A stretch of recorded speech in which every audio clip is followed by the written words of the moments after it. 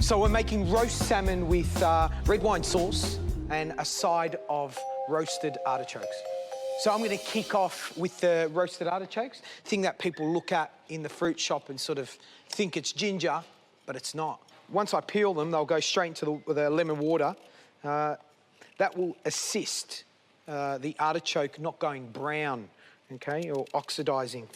It's a lovely winter vegetable, Jerusalem artichoke. I love it. This always makes me think of winter. I think soup is probably the best way of serving them.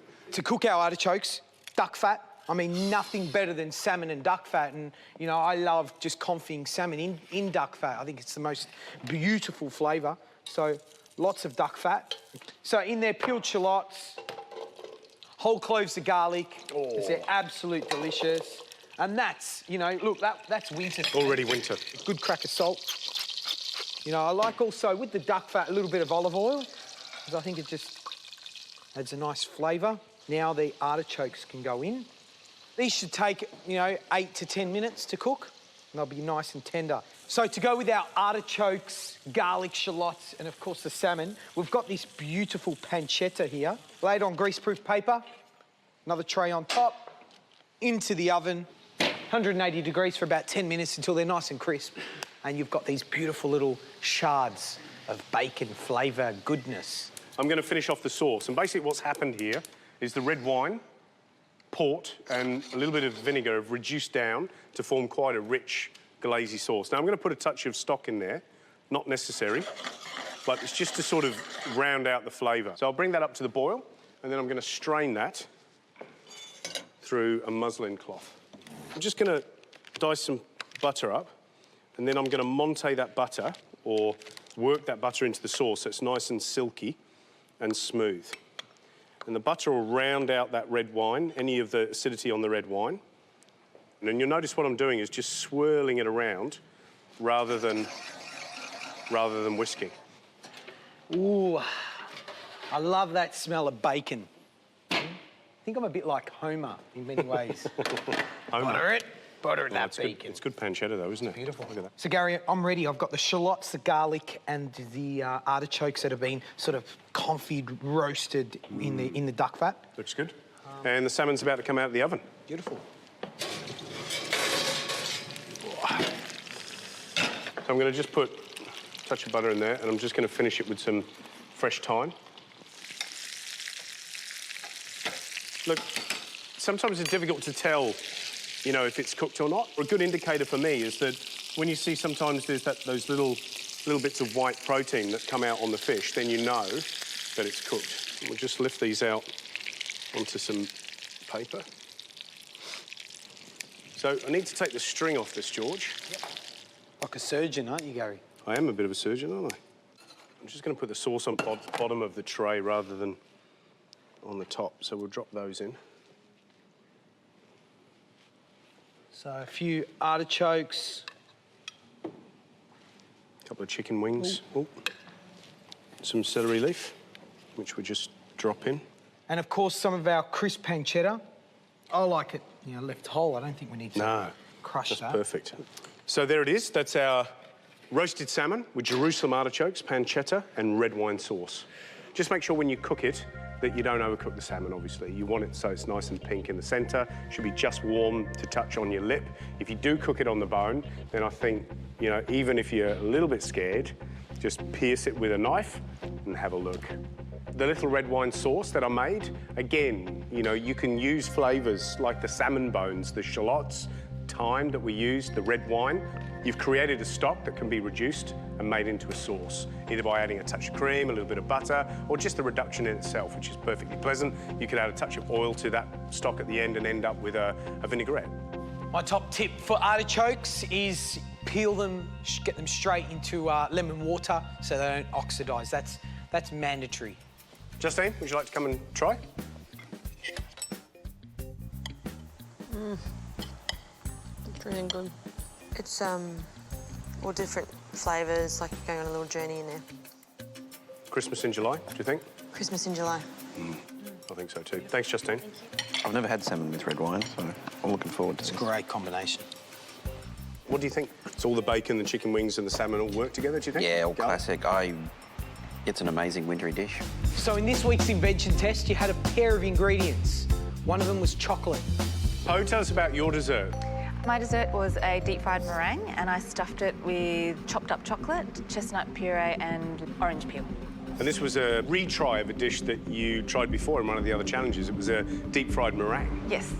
What did you put in it? The thing that I was lacking was half corn flour and half plain flour, Yep. and no sugar in it. This one, you've nailed it. This is fantastic. I love it. That's got the lightest texture to it. It's like a donut, but it's so light. It was good. Really, really impressive. It was my dish of the week, I think. I'm going to make a chocolate, peanut and pistachio cigar, and we're going to serve that with an eggnog Sabayon. Lucas? Yes. You want to come up and help me? Absolutely. So today, we're making quite a simple dish when you think about it. Sabayon, basically egg yolks that have been flavoured with alcohol and sugar over a double boiler, and you whip it up until it's nice and light and fluffy.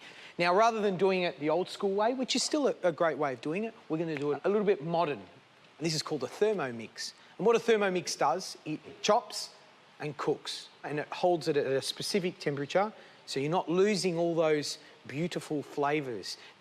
So get your pens ready. 5 egg yolks, go straight in there.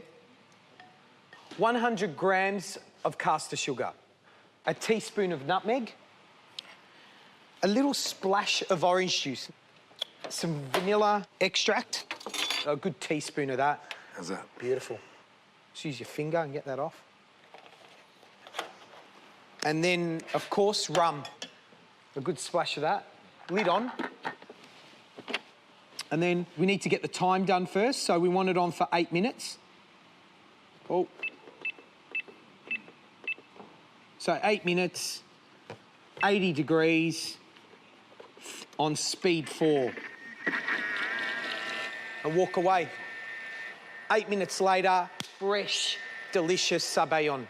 Right, so while the Sabayon's cooking, Lucas, we're going to make our peanut, pistachio and chocolate cigars. We've got 200 grams of peanuts that have been toasted in the oven and just pounded up with a mortar and pestle, 200 grams of pistachios and 200 grams of dark chocolate melted. So if you can mix all three together, that'd be fantastic. Do you ever salt these? Yes, definitely. When I roast the peanuts off, a little bit of salt, just to bring out the oil and also the flavour. Also like to pop a little bit of honey in there, just 1 tablespoon of honey. Let's fold that in. Yeah, just mix that all together. It's a bit of a play on baklava in many ways, like a chocolate baklava. Beautiful. So we've got our mix of peanuts, pistachios, chocolate, honey, ready to go. Filo pastry and clarified butter, okay? So we know what clarified butter is. Into a pot, low heat, and what happens is the fat separates from the liquid, which is the milk, and what we want is that fat. First step is butter the sheet really well. We need to go 3 sheets high. Be a bit liberal, get lots of butter on there. We love it. Some key points, of course, about filo pastries. Have the filo pastry out at room temperature. Don't use it straight out of the fridge or it will crack. Number 2 is you need to work quickly or the filo pastry dries. Now, get the next layer on. Okay, just make sure. Now, brush again.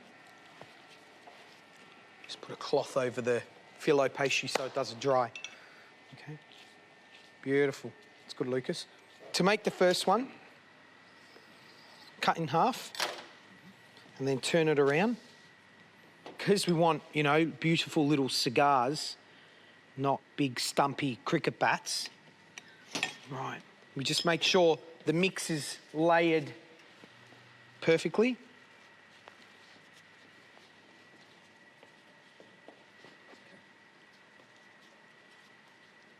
Okay, we tuck in all the ends, clarified butter.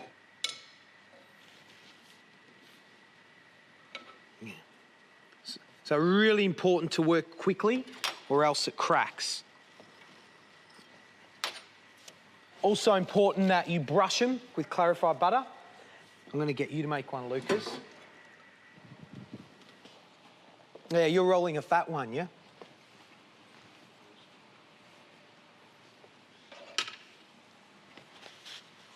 So you got to tuck the ends over. Oh, okay. Yeah. Okay. And then brush the edges. And let's see how your one stacks up against mine. Yeah. My pastry chefs make these ones, caramel, salt and peanut butter ones. And they make them like really thin. They've got the touch. It's not bad, Lucas. Okay, cigar. Also, it's really important that the crease faces down on the tray. So when you're baking it, if the crease is on the top, it's going to fold open. Lucas, do you want to pop them in the oven? 180 degrees for about 8 minutes, nice and golden brown. So top tips for this dessert. Filo pastry, make sure it's at room temperature. Don't use it out of the fridge or it's going to crumble. Be quick with the filo pastry or it's going to dry out. If not, cover it with a wet cloth. So that's 8 minutes. The pistachio, peanuts and chocolate cigars have been in the oven for 8 minutes. Do you want to pop them out? Yep. They look delicious. Beautiful. So a little dusting of icing sugar. Our Sabayon is ready to go. In a nice martini glass. One of these little fellas just over the top. And there you have it. A little Sabayon of rum, nutmeg, and chocolate cigar with peanuts and pistachios. Beautiful. Finished? Oh, look at that. Looks brilliant. Try, boys. Yeah, dip it in here.